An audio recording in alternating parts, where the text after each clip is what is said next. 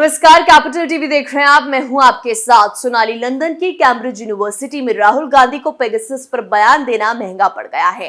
BJP ने राहुल गांधी को बुरी तरह घेर लिया है। राहुल गांधी के बयान पर केंद्रीय मंत्री अनुराग ठाकुर ने पलटवार किया। तंज कसते हुए उन्होंने कहा कि राहुल गांधी एक बार फिर विदेशी धरती पर हल्ला मचाने का काम कर रहे हैं।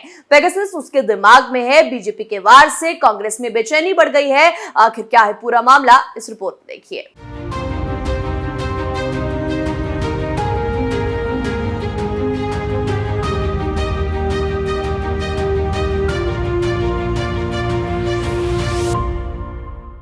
राहुल गांधी ने लंदन की कैम्ब्रिज यूनिवर्सिटी में अपने भाषण में पेगासस मामले को लेकर सरकार पर हमला बोला, बेतुके आरोप लगाए।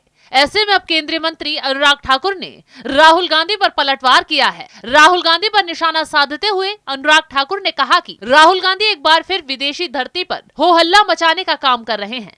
पेगासस इनके दिमाग में है। पीएम मोदी के नेतृत्व में दुनिया भर में भारत का सम्मान बढ़ा और बड़े बड़े नेता कह रहे हैं राहुल गांधी कम से कम इटली के पीएम को सुन लेते।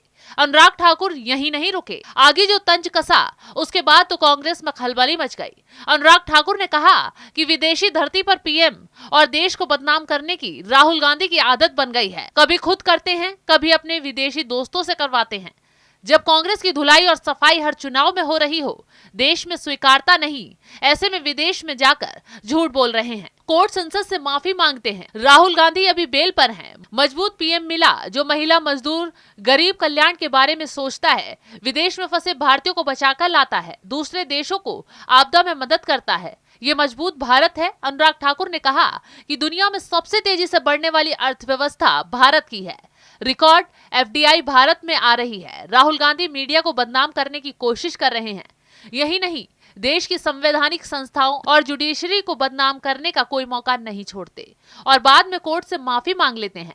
इसी के साथ अनुराग ठाकुर ने ममता बनर्जी पर भी तंज कसा। उन्होंने कहा कि अलग विचारधारा के दलों के गठबंधन को ठगबंधन कहते हैं। कहावत है कि चोर चोर मौसेरे भाई। बता दें कि राहुल गांधी ने कैम्ब्रिज जज बिजनेस स्कूल में कहा था कि मेरे खुद के फोन में पेगासस था, कई बड़े नेताओं के फोन में भी पेगासस था।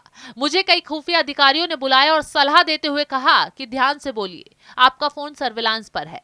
विपक्षी नेताओं के फोन लगातार टैप किए जा रहे हैं। वो पहले भी कई बार पेगासस के मुद्दे पर सरकार को घेर चुके हैं।